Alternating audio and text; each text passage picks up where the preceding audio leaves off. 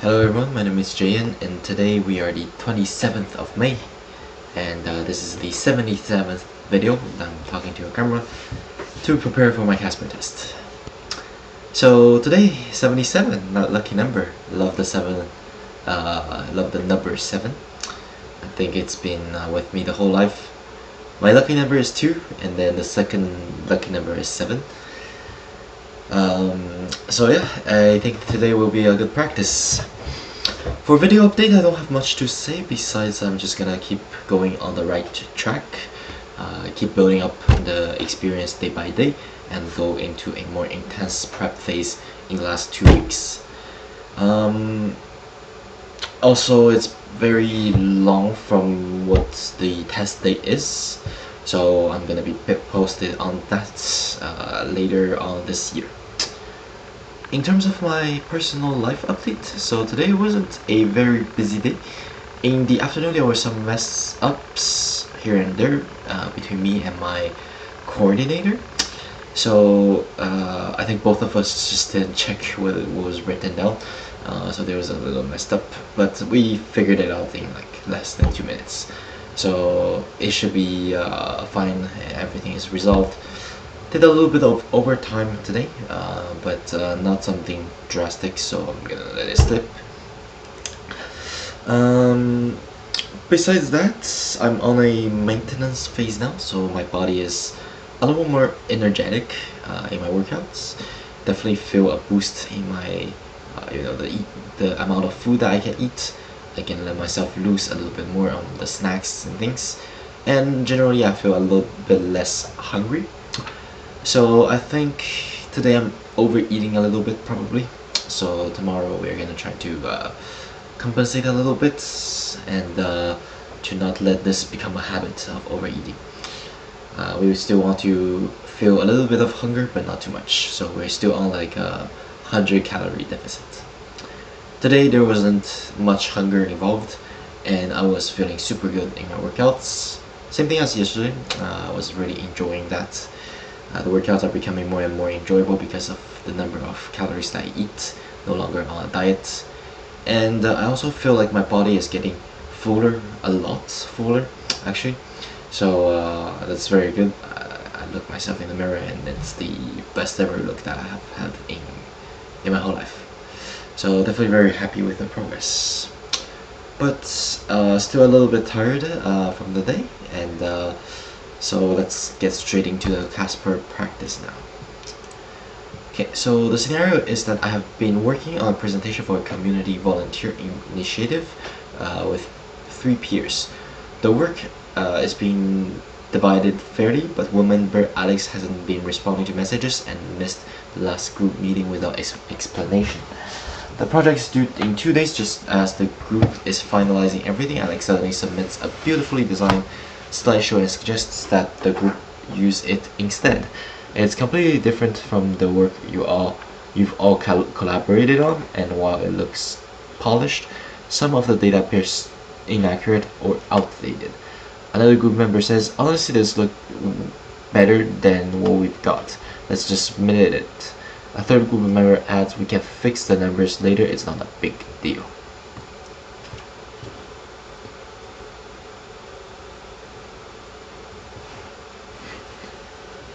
Okay, so now I'm gonna have 30 seconds to reflect about it, and timer starts now.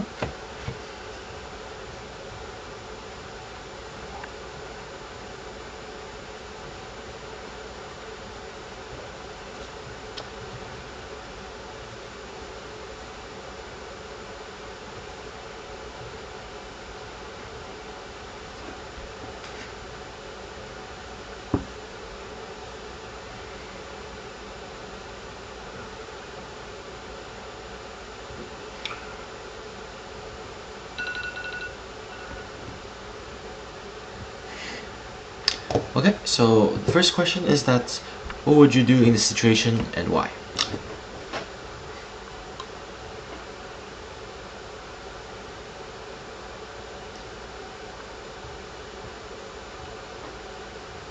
In this situation, the first thing that I have observed is that this polished or suddenly appeared population, and where I will ask myself where it comes from. So based on this observation, I would go ask Alex after class to speak with me, have a friendly discussion, just to clarify my questioning. So depending on Alex's answer, I will act differently. So first of all, if he got it from, let's say, a previous year, uh, and it is the work of someone else, I would explain that this can be a case of plagiarism, and it really violates the academic integrity. And we do not want to be dishonest on that, despite it's just a volunteer initiative. I will also try to explain to my peers.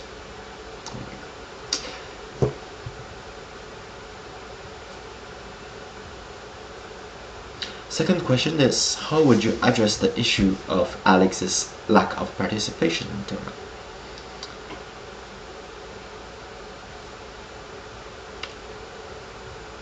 In this same situation, I would really talk with Alex after class, just in a room between us to have a friendly conversation to clarify my questions.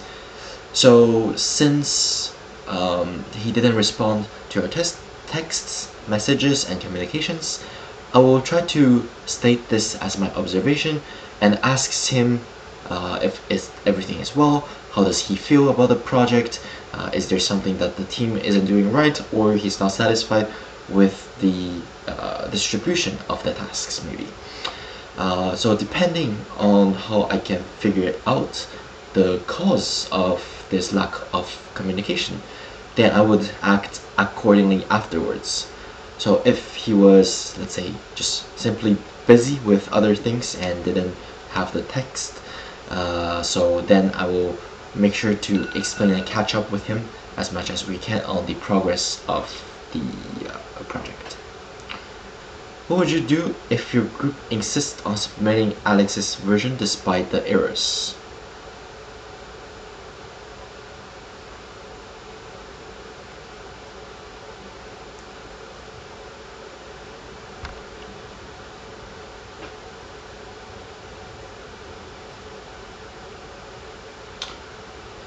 If my group insists of submitting Alex's version, um, I will be very frank with my colleagues that I think it can cause. I will try to explain my point of view as clearly as I can. So there can, the reason I am saying this is because there can be a honesty issues, since we do not know the source of this polished study, and the numbers, since it's a little bit sketchy, I would like to investigate on where they actually come from. I would document as much as our each group members contributions equal as clearly as I can, and have it as a backup plan. So if the project manager finds out, then I will have this to explain about our participations and explain about where it comes from. Alright, so that's it for today, and let's actually do an analysis together. So I'm gonna ask ChatGPT to do this. Okay, and I'm gonna read out the sample answer.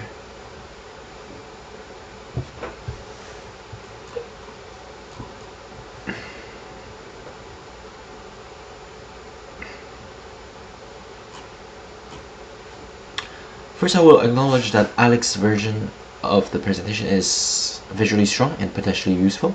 However, I'd point out the accuracy of the content must come before design. Ooh, that's a very good. Especially since outdated and incorrect data could reflect poorly on the entire group. I would suggest that we incorporate the best parts of Alex's design into our current presentation, but only after verifying the correct data. Since the project is due in 2 days, there's still time to act responsibly without compromising quality or group trust. The approach maintains rigid. Okay, that's a very good answer. I think it's better than mine. Yeah, so I always forget about thanking someone about their contribution. That's very important.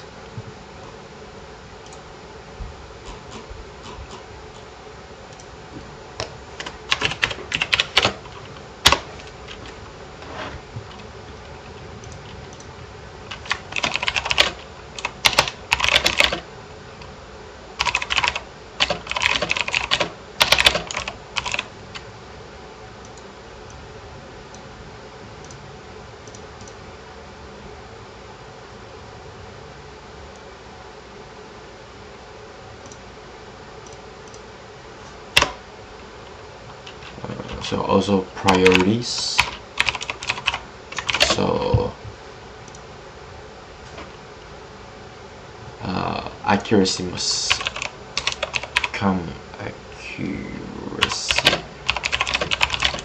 for design.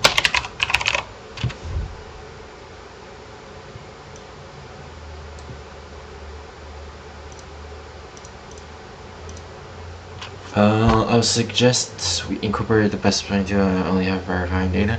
How will I address the issue of lack of participation? I will aim to bring it up respectfully in a non-confrontational way.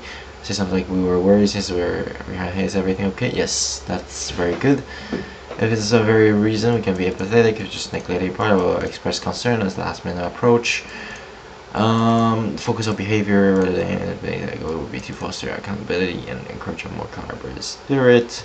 What would you do if your team group? Okay, so that's pretty good.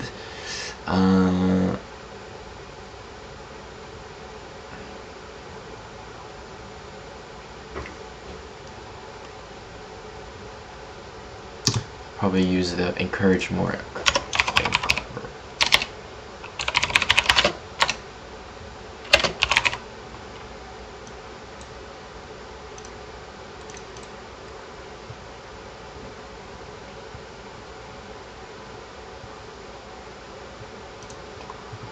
What would you do in your group if your group insists on submitting Alex's version despite errors? I will firmly but respectfully voice my concern about the inaccuracy. Yes, I will say I understand his version looks good, but the data is wrong and undermines credibility on the entire project. I am not comfortable submitting unless we fix the factual errors first. If they insist, I will document my objections and try to revise the content myself, or contact the instructor discreetly to explain the situation if necessary. It's not about placing blame, but protecting the integrity of the work and making sure that I don't become the complicit in submitting misleading or false information. Okay, very good. Yeah, that's pretty good. That's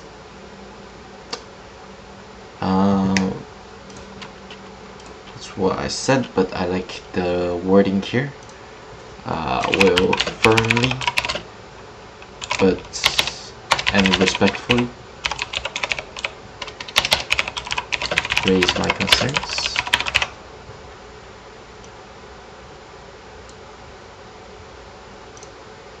Okay, so those are very good. So first you start by thanking their input, then however there's priorities, and then you will encourage them, and yeah, if there are still concerns, you firmly raise it. Okay, sounds good.